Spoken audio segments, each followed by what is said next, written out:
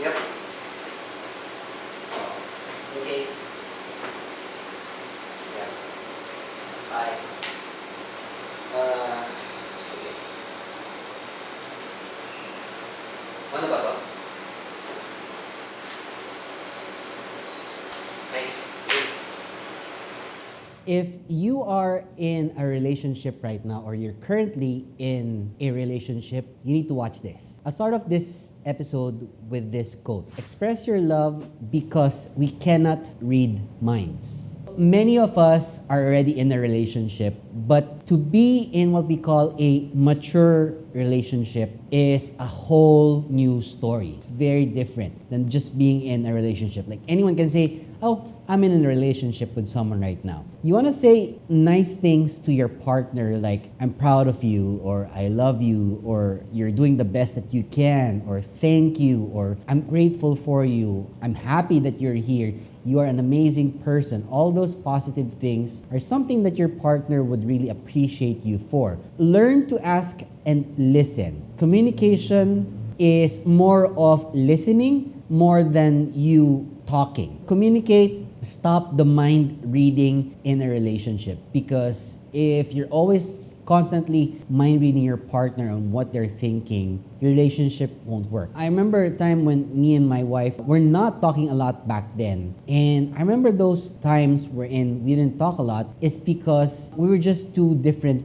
persons. The person I married, the person that my wife married was a completely different person to who I am now. And there's nothing wrong with that. The thing is, kind of stopped communicating for a while, and that caused a lot of problems for us. Number one, we just don't know what the other person is thinking. And number two, we don't know what they want. The moment we stopped communicating was the time wherein we're just fighting a lot and arguing a lot about things. To the point is, basically whatever we want to eat, we don't know, because we're trying to constantly read each other's minds. So it's most important that there's always communication between you and your partner. Always make time for each other. If you're busy, it's nice to receive a short text message or send a text message to your partner to inform him or her that you're doing great or you're okay, or for example, just asking them if they're doing okay for the day. It's very important. It's small things that add up that actually matter. So you want to embrace the good and try to fix the bad in your relationship. I mean, no one is perfect, but you can't fix anyone. The thing is, you can always talk about it. When there's something that you don't like about your partner and vice versa, you both should be open to communicate whatever it is that, you don't appreciate about one another, or maybe you can try to improve on it. People can't change in an instant, but they can be made aware of the things that they're actually doing. If there's something wrong that they're not aware, people don't know what's wrong with them usually. And it takes a good partner to be able to communicate that. So sitting down with them and then talking to them about it in a non-intrusive way, when you're non-confrontational as a partner, goes a long, long way. All relationships go through things, and if you can get through it, please move past it.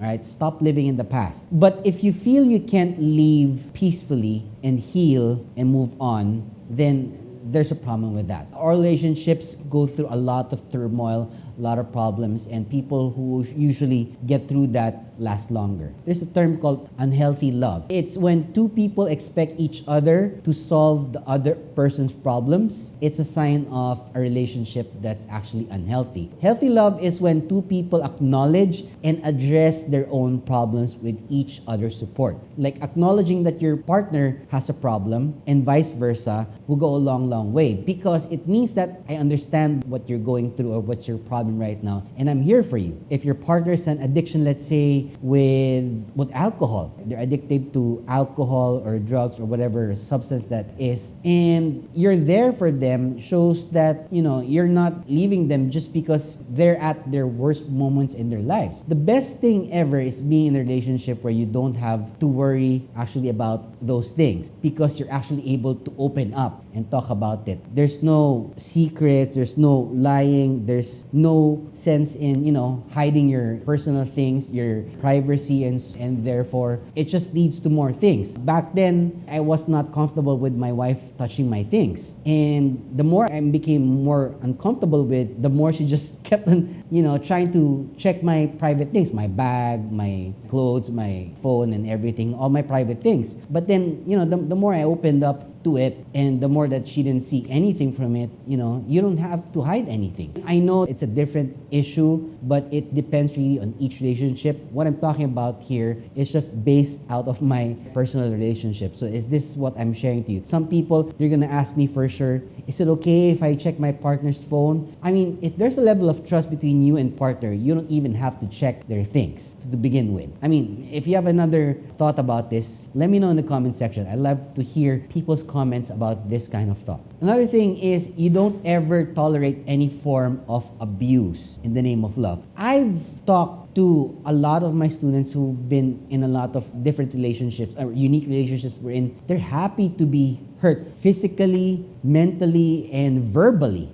Someone cursing at you is verbal abuse, and that's an unhealthy relationship. So don't ever tolerate any form of disrespect from your partner like that. My wife could attest to this, that every time that I was about to utter something very nasty out of my mouth to her because we're arguing or I want to do something physically, I just walk away. It's one thing that I do as a man, is just to walk away, because once you start hitting a person or being that person that says nasty words, like you're dumb or cursive words or whatsoever, it becomes a habit. It becomes a habit because your partner is able to tolerate those things from you, and no partner should ever tolerate that. I'm sorry. If a person does that to you, especially your partner, you are in what we call a relationship that is not healthy. If you are, don't ever tolerate that form of abuse just for the name of love. Please don't. The thing here is that no two minds are molded the same. You don't find your other half. You're not a half person. Before you even go to a relationship, you're already full and complete.